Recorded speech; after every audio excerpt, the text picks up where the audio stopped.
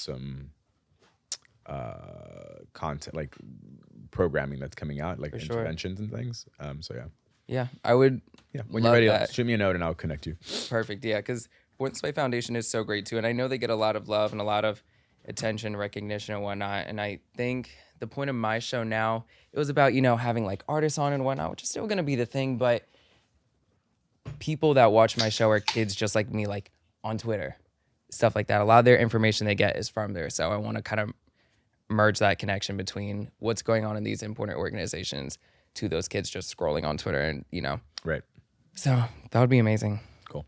Hey, everybody. Welcome to a very special episode of Me, Myself, and I'm Joey G. And we're talking to somebody really special today, somebody who I've been meaning to talk to for a minute now.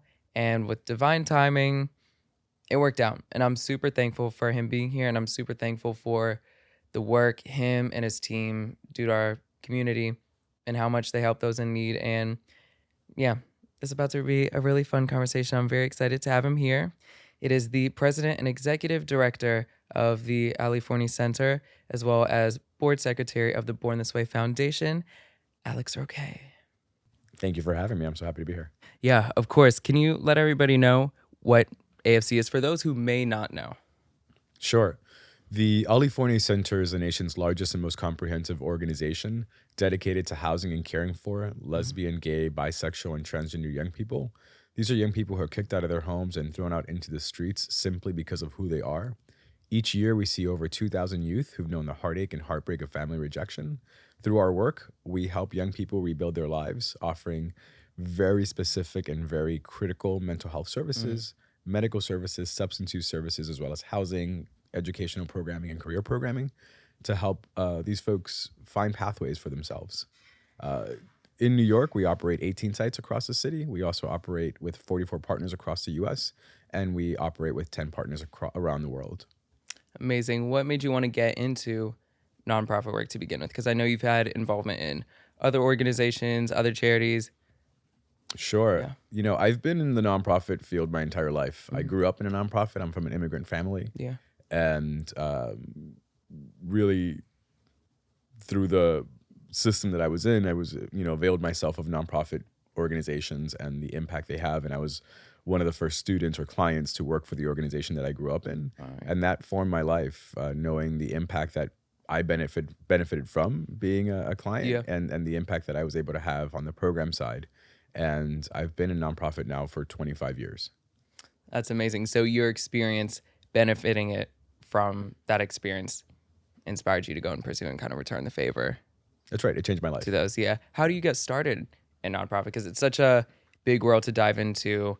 And when you come from it, how do you get your first footstep into the world of nonprofit? There's so many ways to get into nonprofit. One of the ways that I encourage most folks to do is to volunteer. Find an organization, find a cause, find an issue that is important to you or that speaks to you, and find out ways to volunteer and understand the organization, understand how it works. Also, a lot of organizations have entry-level jobs that help you understand the work. Like at the Ali Forney Center, some of the entry-level work that we have is really important, critical work directly with our clients. Yeah. And many of our coworkers have come in through entry-level works and today are actually executive directors along with me in the work that we do. So there's so many pathways to success in nonprofit. More than anything, follow your passion, follow your heart, follow what speaks to you. Yeah, and that's what stood out to me about AFC is that it feels like there's really room for everybody and not just clients, people who want to contribute. Like we are just brainstorming ideas before we started recording. Like there's a way to contribute. Everybody has their own uniqueness that they could bring to AFC as long as it involves benefiting those that are clients of AFC, which really stood out to me about. Yeah, it's fascinating. The nonprofit work that I have the opportunity to do and have done, I always know that I'm making a difference, right? And that there's an impact. And statistically for LGBTQ young people, having one affirming adult in a LGBTQ young person's life can reduce suicidal ideation by 40%. Yeah. So in LGBT services, when you get to work with queer LGBTQ young people, by being an affirming voice, by being an affirming person, you're actually helping to save lives in this very human connection way. And that's what I am so humbled and grateful by consistently. Yeah, and I was when I was doing my research before this interview, like I was thinking about that. You guys provide shelter, food, the very physical, tangible things that people need to survive. But it seems like what AFC brings is community, a chosen family, which those all sound like very cliche, like woo woo things, but those are so important because a lot of these kids were kicked out of their families or, tossed away by loved ones. And it just reminds people that community comes first. That's what's important. And you could get that at AFC. So what has community and kind of that nature of having a chosen family, how's that kind of shown up in AFC? That's absolutely so right. And Yeah. exactly what's at the core of our work Hmm. is building acceptance, affirmation, care, support for our young people. What the queer community has known for the entirety of our existence, our chosen family, the family who understands us, Yeah. who accepts us, who affirms us, who lifts us up, who embraces us. Hmm. And that's what's the core of the work that we do, right? Helping our young people have that community, have that safe space.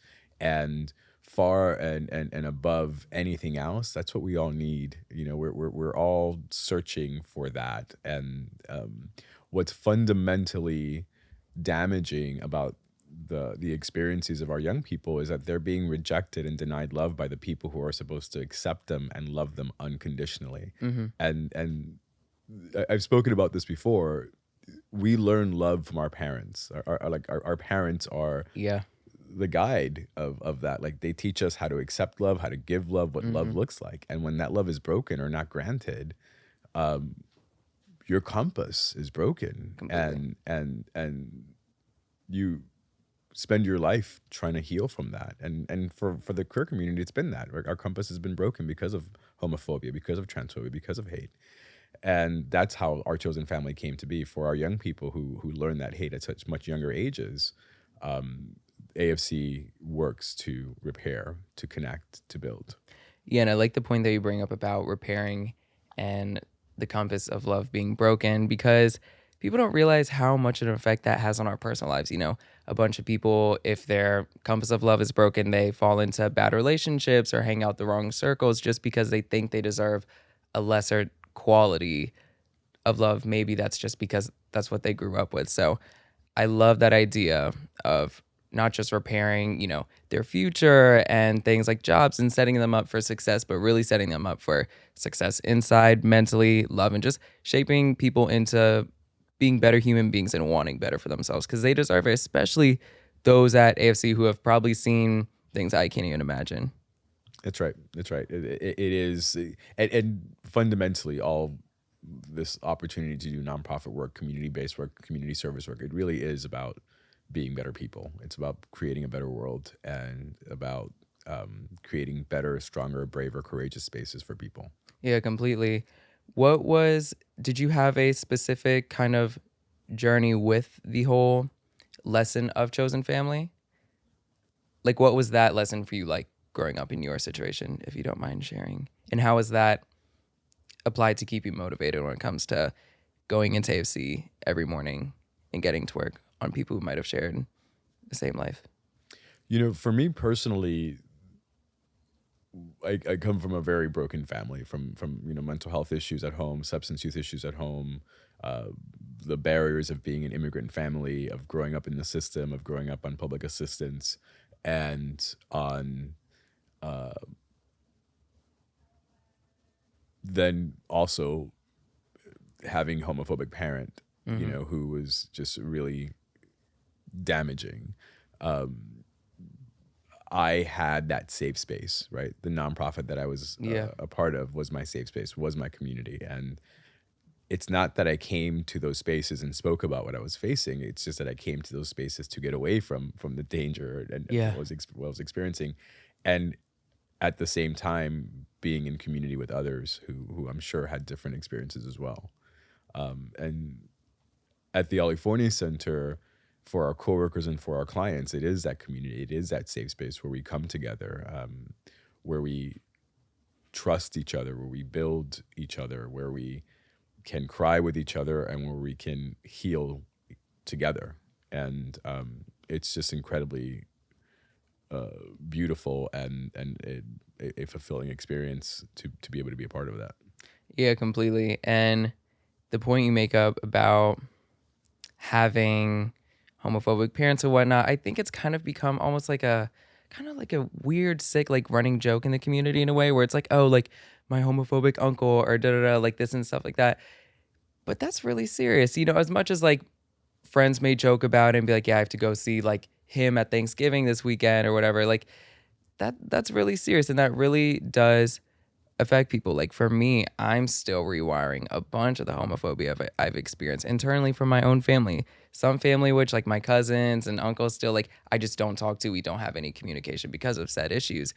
And yeah, I think it's just really important to shed light on the actual seriousness of those things. And joking about stuff is fun. And I guess that's our way of like coping in a weird way, especially our community. We find like really niche ways to joke about things and kind of get through them. But they are very serious issues. And I'm not realizing that till I've gotten older. And I'm like, oh, this is affecting this issue with my relationship with this person and so and so. So I think it's very important to provide those sources, and give people a space to just exist peacefully. Yeah. It's like such a simple concept, and we hate that we have to go through hurdles to achieve such simple concepts, but it has to be done. Well, there's resilience, right? There's so Yeah. much resilience in our community, and it's almost inherited from our history, right? That we have this beautiful resilience as queer people.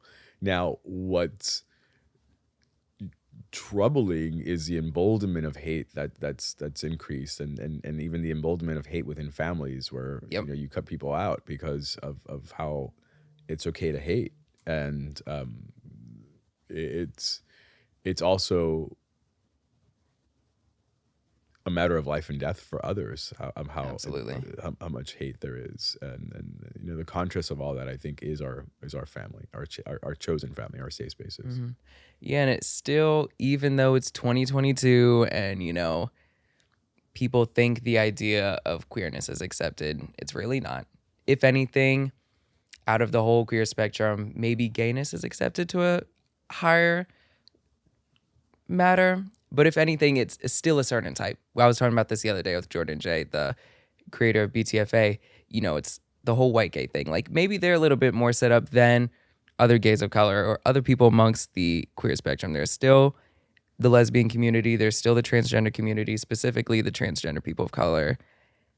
They still have so much work to do. And I just think allyship within the community is also very important as well. So how does Ali Forney practice and preach the idea of allyship, not just, getting support from the government, outside sources? How do you all breed and kind of keep that allyship within the community still present? For all of us, knowing our history, knowing where we come from, is perhaps the greatest grounding in the allyship and community in the safe spaces we have to build for each other and with each other. Yeah. And a lot of the work that we do is centered around where our community has struggled, where our community has been othered, where our community has been murdered on our streets. I mean, we're named after Ali Forney. Ali Forney was 22 years old when he was shot on the streets and left for dead in a string of murders that took place of queer Black folks on streets of New York City. And for us, is knowing that, not forgetting and where we come from is a constant reminder of the allyship that's needed, that we have to work towards.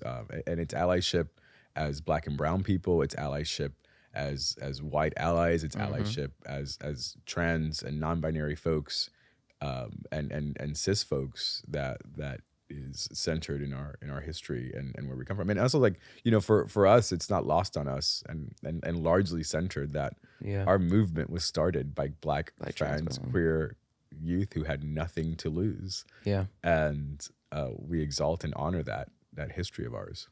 Yeah, completely. And it's something to honor every day, every month, every year, not just during Pride. That's right.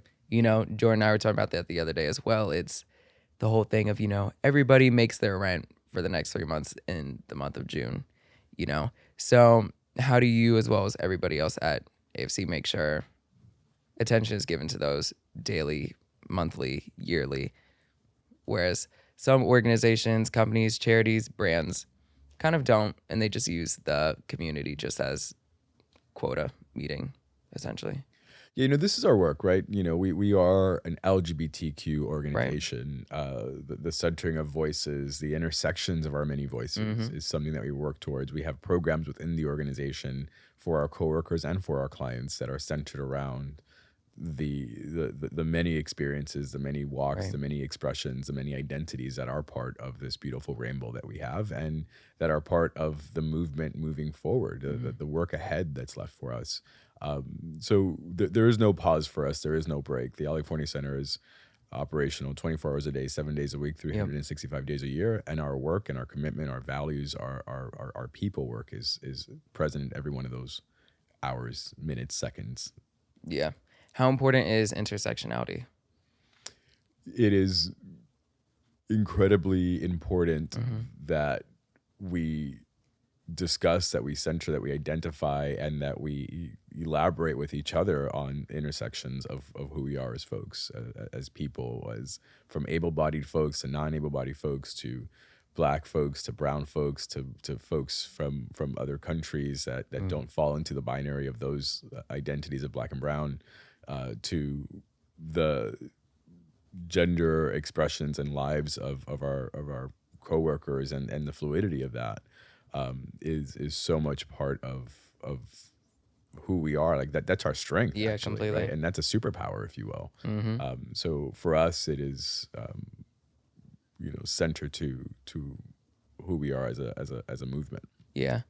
And you started in 2011 when you were recruited to AFC, correct? That's right. What was the identity of AFC then, and what is it now? How's it grown within that time? AFC was started by Carl Siciliano. Mm-hmm. He's our founder, and he devoted his life to the homeless. He had gone off to a monastery. He was a monk, and he left the monkhood for this awakening of his identity as a gay person, Mm-hmm. and went off to work in food kitchens and homeless shelters, to live among the homeless, to live among the poor, and to give without taking. And it's such a beautiful and noble experience. And his life was drastically shaped by his relationship with Ali Forney. Ali Right. Forney was a young person in his program, someone that stood out as beautiful and noble and passionate about other homeless queer youth. And Carl connected with this young person, and tragically this young person, being murdered on the streets, shaped how Carl would live his life and what he committed to. Yeah. And he committed to never letting Ali Forney's name die. And it was started with a very humble approach, 6 cots in the basement of a church, Yeah. right? And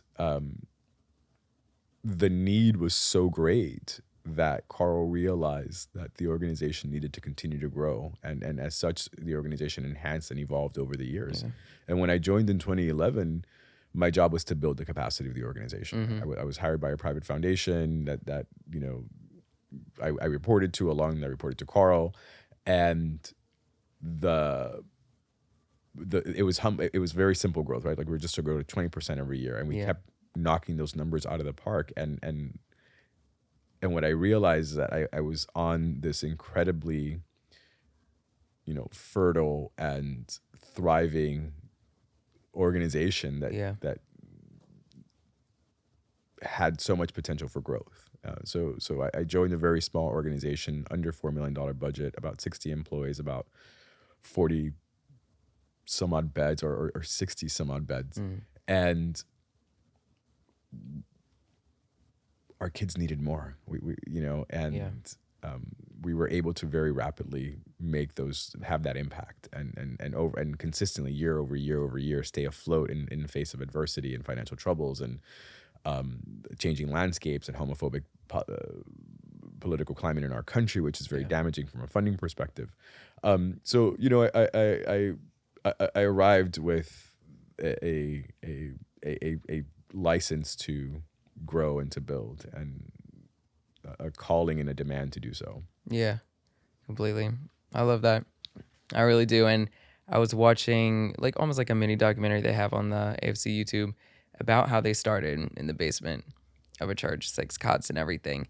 And it's crazy to think that even at that time, there wasn't any way to keep these kids safe. It was either the streets or church affiliated programs. And the church to a lot of queer people is a very touchy subject, you know? So I think it's just really nice to see how it was needed back then, especially in the climate when it started in the 90s, but it's still very much needed now, you know?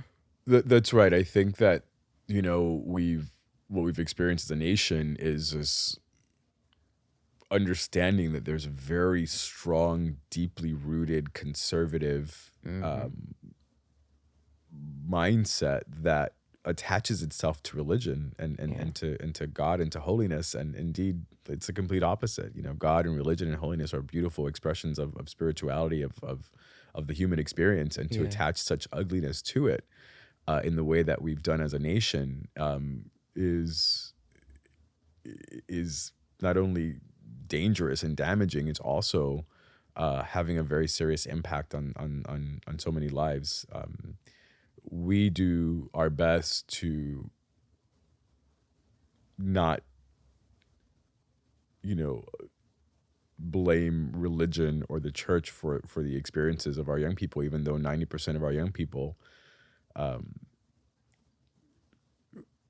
tell us that they've left their homes or been kicked out of their homes because of the religious beliefs of their parents, because their parents' quote unquote religion is so deeply rooted that homosexuality and transgender identities are a sin or against God that they kick their kids out. And how awful is that? Yeah. And it's really this really misguided and almost advantageous hateful view that's using religion as a shield for just their own self-hate. Because it was quote unquote written in the Bible. Were we there and it was written? Absolutely not. So how must we know? Not to mention God says, love your neighbor. Yeah. That means every single neighbor, and I just believe that both ideas could exist. Right. They really can. That's right. And especially now with the holidays coming around, there's a lot of religious holidays or a lot of religious affiliated activities going on. What would you say to queer people out there that might be, in their first semester of college here in the city, they've fully gotten to liberate and express themselves as they truly want. And now they got to go home for the first time in a minute and see those people with certain beliefs that they don't really want to be affiliated with at the moment. How do those people keep their peace protected? Code switching, right? Where they're going from their experiences and their identities now, more than anything, be safe. Yeah.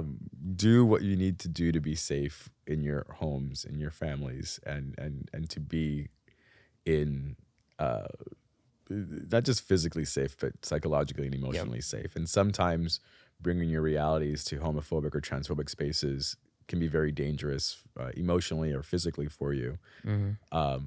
Until you have your own stability, until you don't need your family. And that's like, it's interesting. It's so much of our history. Like, for decades, queer folks didn't come out until they were financially stable, until they didn't need their families anymore. And now, and for so many years, we kept, saying, come out and encouraging folks to live their identities. However, it's dangerous. On many levels. It can be financially dangerous, it can be emotionally dangerous, it can be physically dangerous. So if you have to code switch during the holidays, maybe catch COVID before you have to go home. So you don't have to go home.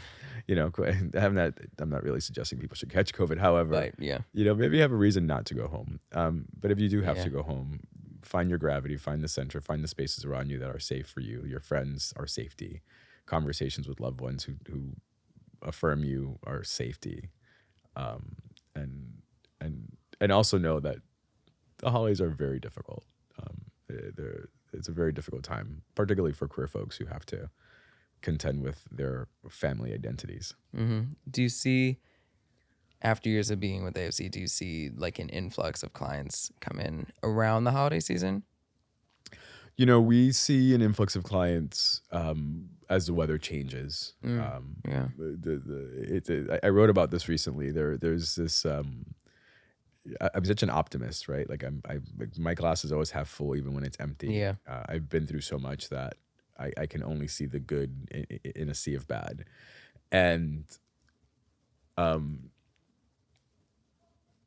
when the weather changes and the time changes, my optimist heart struggles to what will come.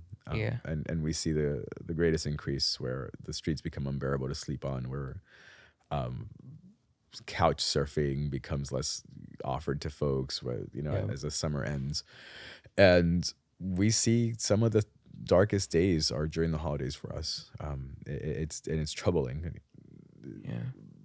Our young people, our clients are reminded more during the holidays than any time of year that they're not welcome at home during the holidays, right? Like when their families are coming together, when the entire city explodes in this like beautiful experience of the holidays, young LGBT folks who are not welcome at home are reminded they're not welcome at home.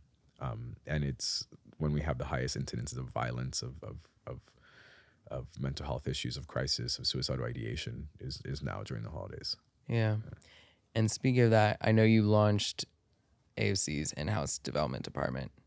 How has that affected the AFC and benefited those clients there? Yeah, our development work is really our community engagement work, right? Where we go out to our community, where we tell our stories, and where we come together to raise resources for the program. AFC's government funding only covers about 70% what it costs to operate. Yeah. So we have to fundraise for the rest. One example is AFC is now serving almost 400,000 meals a year. Right. We only receive about $50,000 in public funding for that, and this costs us almost $750,000. So we have to fundraise and go to the community. So our development work is really, back to that point, is giving people the opportunity to become better people by helping important work. And it's a really strong foundation of making this work possible for us. Yeah, and I've been thinking about this a lot lately, the word community. We're always asking or waiting for the government or the powers that be at hand to do things and make our lives better, which is still important. We still have to go out every day and vote, but how important does community play a role in making actual changes within our own community, other communities? Because I've seen from the work, I've seen more things happen and more good changes happen by community to the community. Yeah, it reminds me of that quote: if you want to go fast, go alone. If you want to go far, go together. And we have to challenge going far every day for our clients and for our work, and we can't do it alone. And there's so many layers of community. And one of the ones that recently has been on my mind is the community we built about a decade ago. Our founder, Carl, was fighting with the city and the state to raise the age so that we can not have to kick out our clients on their 21st birthday. Yeah. So we can also add more resources and more beds. And Carl built a community of clients within AFC, or youth advocates, that came together through our advocacy work, and like about 100 other providers from across the state. And together we built this community that stood to demand that the city not continue to take away funding, but rather add funding, and to demand that the city raise the age. And then that turned into a state fight. And it was the hundreds and hundreds and hundreds of people that came together and largely centered the youth voices, the community of youth voices, that made this change. Yeah. And it's interesting because so many of the young people who were fighting for the advocacy or who were advocating, the policy wasn't even going to help them because they were going to age out by the time this policy came on. So, and I can speak of this, our donor community is so passionate and so focused on helping us and our community and our kids. So yeah, it's the only way we get anything done, to be honest, is having the community. Yeah, it's insane how powerful community is, one, but the queer community is. Yeah. And I'm reminded of that every time I go out, even if it's like to $3 bill on a Saturday. Yeah, half the people are drunk or on something, but you still walk in that room and you could exist peacefully. Maybe I'm saying that from a place of privilege, but still, nonetheless, from what I could see around the room, most people look like they could exist peacefully. And there's been so many productions recently that have done things to benefit community, like Nikki O hosted a event to benefit those victims of the Q Club shooting. And it's just so incredible to see what our community is willing to do. Like that point that you make, just do it alone. We're so used to that at this point. All the things that we've dealt with, all the systems that we've been oppressed by, we're just like, you know what? okay, well, we'll do it ourselves. Yeah. And it's just so admirable to the community for doing that. Yeah. I mean, and look what's happening now, like in New York City with the druggings and the deaths Yep. of folks from nightclubs. Like now there are folks who are coming to clubs and standing outside educating people about Yeah. what's happened, and with the shooting at Q Club, how there's now a fund and a community effort to have, bodyguard and support for drag queens and for performers and for Absolutely. queer folks at clubs. And it's from devastation. However, it comes from devastation. However, it's beautiful no less to see how we build community in such profound ways in the face of such pain and hurt and loss and devastation. Yeah, completely. What's been the biggest lesson you've learned so far from AFC, or what's the biggest lesson you learned actually? One of them, if you could pick. I know that's such a vague question, but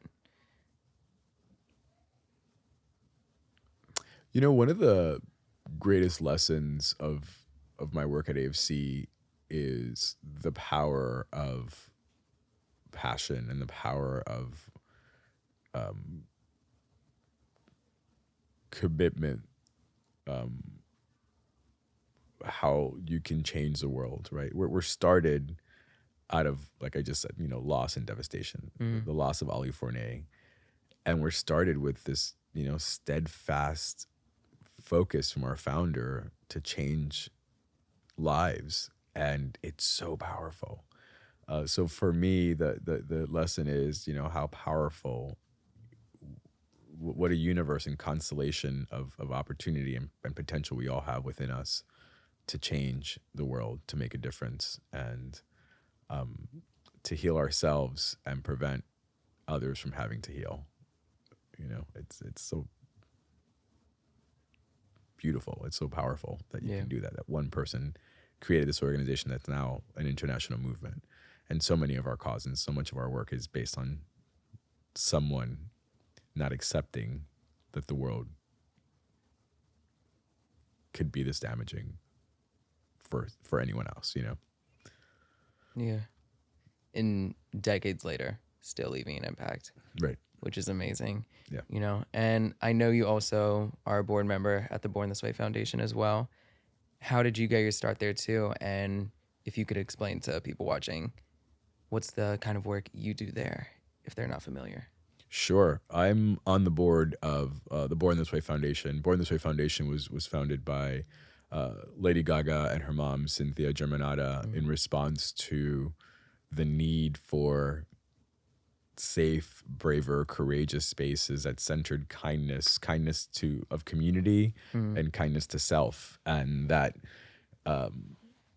centered mental health as an experience that young people have, that centered normalizing of conversations for young people, and that use such a powerful platform for good, right?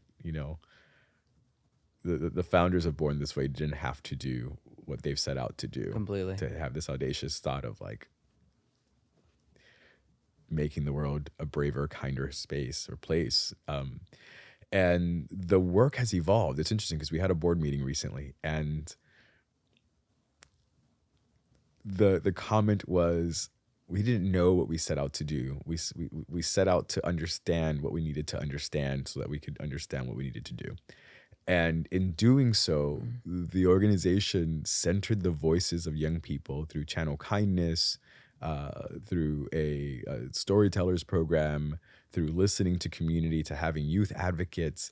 And it's carved this path that's never been set before. It's pioneered a new day for what it means to help young people in a peer-led way. And the foundation operates around the world with very specific programs and interventions, from teen mental health first aid trainings to advocacy and storytelling, to working within school systems to disrupt bullying, and through even helping people understand kindness in the small ways that kindness can shape your day through a program called Be Kind 21, which launches 21 Days of Kindness in September and at any time, Mm-hmm. honestly. And the foundation also invests in communities through a grant program. There are actually a couple of grant programs. There are pride-specific grant programs for LGBT organizations, particularly organizations with smaller budgets that need investment of this kind. And then through a broader application process for all organizations, and recently completed a very, very, very hefty and generous funding cycle that will only expand next year. And at the core of this work, it's back to this audacity to believe that you can change the Yep. world for good, and the power that one person, two people together from their own personal lived experiences have set out to do. And it's something I'm very proud of. I'm on the board. I'm a board secretary. Became involved with the work after Lady Gaga visited our shelter a few years ago, and became connected to the foundation, and was invited to join after some time of volunteering and spending time together, and really just in gratitude to the foundation. And it's wild to think about the work and the impact that the foundation has made. Yeah. What does Gaga herself and her mother bring to the Born This Way Foundation? Because they look so present in it. And it's not just those like celebrity charities that everyone starts in the peak of their career just to make themselves look good. Like I see the work and I'm like, yeah, this resembles Gaga's message completely. So how do they show up themselves? It's what you see. There is no change from behind the scenes. It's a steadfast, laser focused commitment to Mm-hmm. youth and to systems that engage youth for the betterment of the systems of Yeah. the world. And more than anything, it's kind of like a challenge, right? I think they both bring a challenge to the staff and a challenge to the board and a challenge to the community to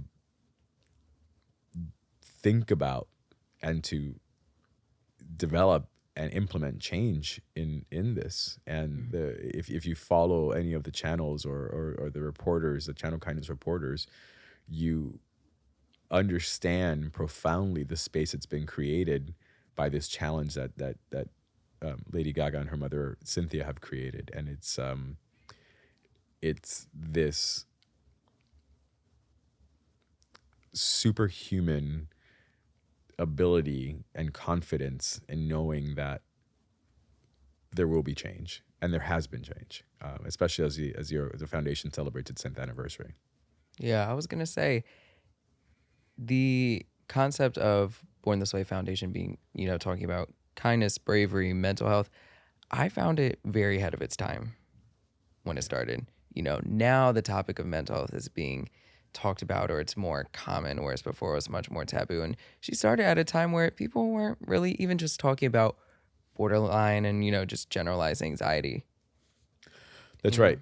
Yeah, and Crazy to think about that. yeah, and In 10 years already. yeah, and I take it a step further to know it's like it was that audacity and that presence and Yeah. her and using her platform in this way that I firmly believe has created this dialogue, this international dialogue around this, and all through the different concert tours, they've centered the foundation and the work and the community, and in so many different ways. Yeah.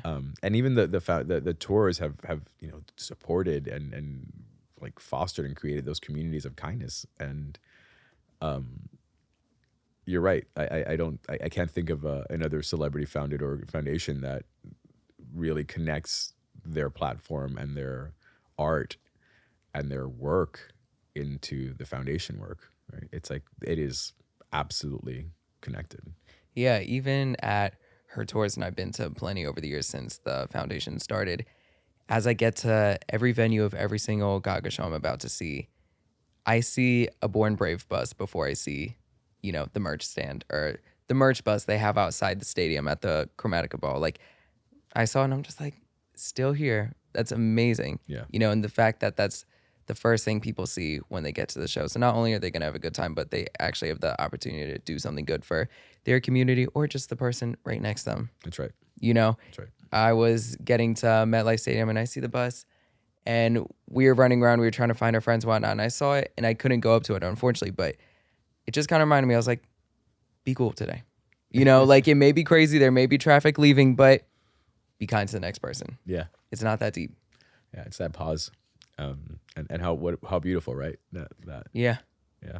Just seeing it could kind of instill that lesson into me, you know. And I wanted to go back to AFC real quick and talk about HIV education and protection, because I know we're losing funding in those programs.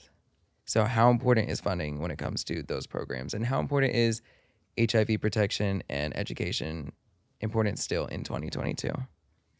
You know, HIV is still very real. Still, yeah. And our community has shifted, thankfully and mercifully, because of, you know, the advances in therapeutic and medicinal technologies that have saved lives and have, you know, suppressed viral loads and have created, you know, a more a very safe barrier through PrEP and Truvada, right?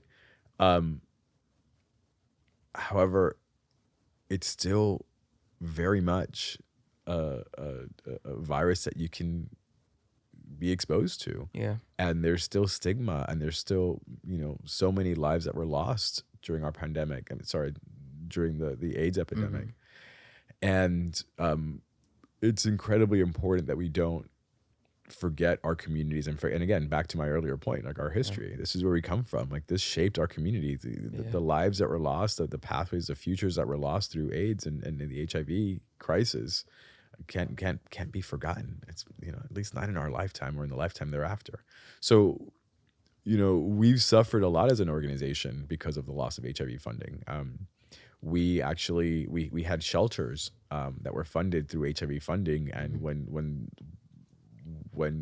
the health community created better supports and better medicine and ways to save lives, funding stopped. They just started saying young people aren't dying from HIV, they're not dying from AIDS, and they started to discontinue funding. And it's very damaging that how quickly funding was eliminated for youth programs as it relates to HIV.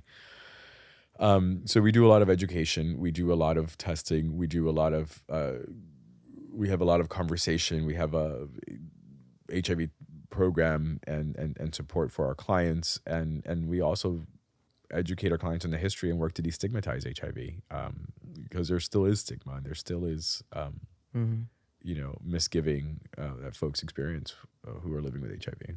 Yeah. Where's the stigma of those who might have HIV/AIDS? Where does that stigma stick now, currently in 2022? You know, I can speak to the experience of some of our young people in our programs and what I understand from our support groups and the happenings at AFC, and that is, you know, for some, culturally HIV is very stigmatized still, and there's a lot of still miseducation. Like, you know, we had a young client who came to AFC recently, 17 years old, had never had sex or any kind of exposure, and had been, his family used HIV as a weapon, and they're saying, oh, you're gay, you have HIV, you're gonna die of AIDS, and they would show him videos and pictures of people dying of AIDS. And this young boy who'd never been exposed comes to this work, you know, in this panic and in this fear and almost suicidal because of what they were told. So it's weaponized and it's used by homophobic and transphobic people. There's still, you know, folks who associate homosexuality and with AIDS and HIV as an immediate, you know, and, you know, it's interesting. I grew up in a, you know, relatively homophobic, transphobic environment, and I remember when my godmother found out that I was gay, I am gay, she she separated my eating utensils from the rest of the family. And Really? yeah, she would wash my dishes with gloves on. And I remember like that's just when I was 16, over 20 something years ago. A kid. And I still remember this, Kid. and that has not changed. Culturally, some folks still weaponize HIV and AIDS and use it as like as a way of, as an expression of their hate. Yeah. Yeah. And almost like that's going to reverse anything either, and I have a similar experience as well. When I was coming out, I came out when I was 20, and we show signs of our queerness as we grow up. We are who we are, but I really started kind of expressing who I am more confidently towards being 18, 19, 20. And a few of my family members, one of them being that is very close to me, we're great now and everything. They did the same thing. They would weaponize HIV/AIDS against me and use that almost as like the last preventative measure. Right. Yeah. For me to come scare out. you. Yeah. Exactly. And even more to that point, we had a relative who we lost to HIV/AIDS. It was my uncle on my dad's side. He was, from what we know, he was a queer Egyptian male. He never got a chance to come out, and he passed during the AIDS pandemic. Sorry. It's all good. And yeah. And so they would just kind of allude and just be like, oh, well, what happened to so-and-so? And I'm just like, what does that have to do? And same thing, I was young, I was a kid, and it's just so disgusting. It's just so disgusting. Even when we're talking about religion and how we use these things to weaponize the way people are, they're completely separate. A disease that happens genetically and scientifically does not have any type of relation to who the person is sexually and who they identify as. Same way as their sexual identity and who they love and who they sleep with doesn't relate any way possible to the laws of religion. That's right. Yeah. It's wild. So even for you to share that, I appreciate that. Yeah. Because I feel very seen in that moment.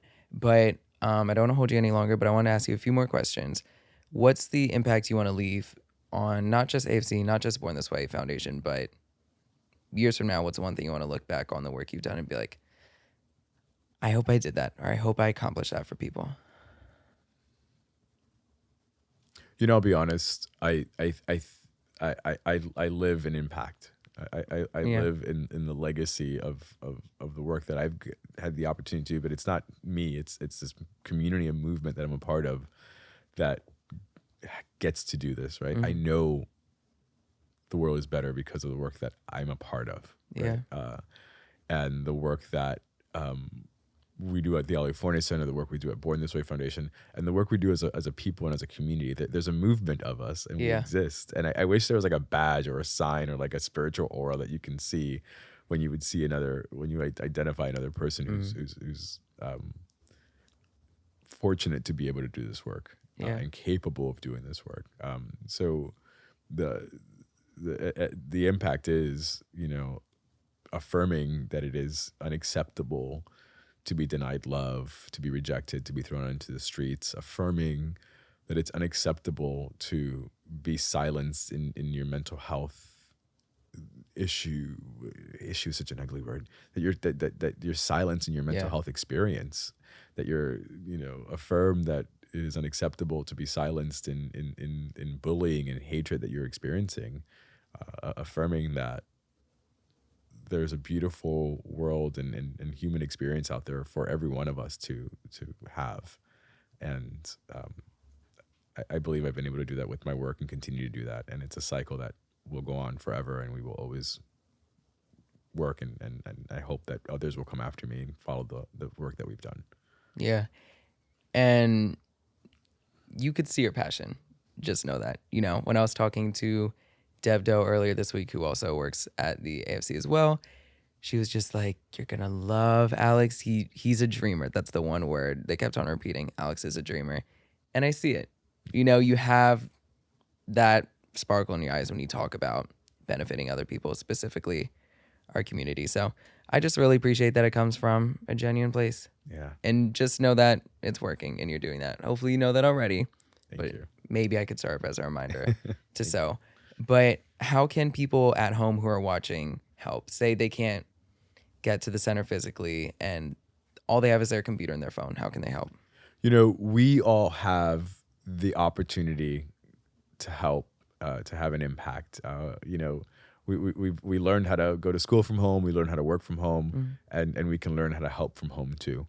There's so many ways to volunteer, not just at the Ali Forney Center. So many organizations, so many causes need us, and it's a matter of contacting, of being brave, of reaching out, of understanding what get involved sections or volunteer sections are on sites. And you don't need to be a part of any organization to be kind. To speak kindness, start with yourself. Be kind and good to yourself and to others, and learn what acts of kindness you can do every day in your community to start changing the world around you. However, change the world within if you want to change the world around you, right? So change how you view yourself and understand that you're a vehicle of change and a power of making a difference in somebody else's life, and everyone can help. Amazing. And my last question, I want to end it on the man who created this all. What impact has Ali Forney left and continues to leave?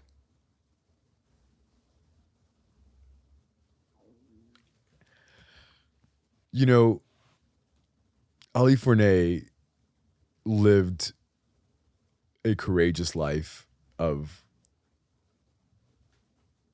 struggle and rejection and fallen into systems of oppression against Black folks, against queer folks, against homeless folks, and lived with passion and conviction and full of life in spite of how much life he'd been denied. And I truly believe that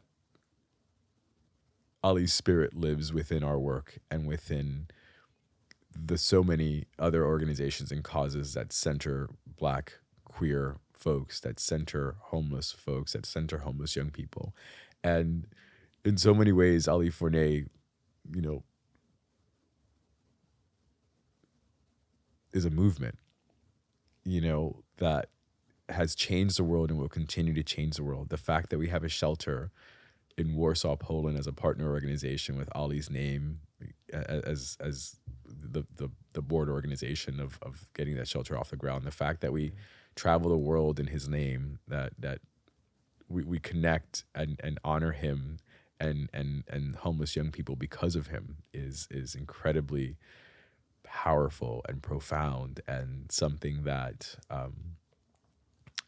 is a movement. I can't think of a better life, of a better way of describing Ali's life and who he is, and what he's done for the world and what will continue to do to the world in his name. Amazing. Well, thank you for not only coming here, talk with me, taking time out of your day for coming, stopping by, and all that you do. People really appreciate it, and being a part of the community and doing amazing things for us. We appreciate it a lot, and seeing you is very inspiring. Yeah, and I learned a lot. So hopefully everybody did watching. I know they did, and we'll continue to chat, keep up, work together. Hopefully, I would love any way possible to help. I've all the time in the world. I would love to contribute some way. That's amazing. Thank you so much for having me and for helping to tell our story. It's so important for all the story that you help to bring and to tell. So thank you. Thank you. I appreciate it. Well, everybody, that's that. And thank you again for coming, Alex Roque. And we'll see y'all next week for another episode. Thanks for coming.